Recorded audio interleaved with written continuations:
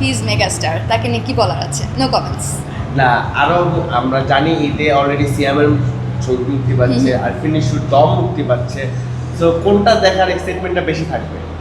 সবগুলো, আমি বললাম সবগুলো, মানে আমি মুভি দেখার ক্ষেত্রে কোনো বাছবিচার করি না। সিনেমা হলে যতগুলো সিনেমা আসে, এবং আমি আমাদের গতানুগতিক সময় থেকে আপনি দেখবেন ইদানিংকালে সিনেমার কিন্তু মান অনেক উন্নত হচ্ছে, এবং সবাই অনেক মনোযোগী হয়ে কাজ করছে, একজনের থেকে আরেকজন চেষ্টা করছে তার সিনেমার মান, মানে it's not competition but it's about quality, সবাই সবার কোয়ালিটি অনেক বেটার করার ট্রাই করছে। সেই জায়গা থেকে আমি যদি একটা সিনেমা মিস করি, তাহলে আমি একটা নতুন গল্প মিস করব, একটা নতুন কাজের ধারা মিস করব, তো আমি কোনোটাই মিস করতে চাই না।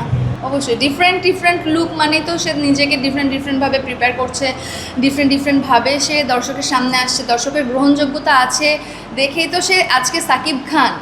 সো তাকে নিয়ে বারবার নতুন করে বলার কিছু নেই, হি ইজ দ্য কিং।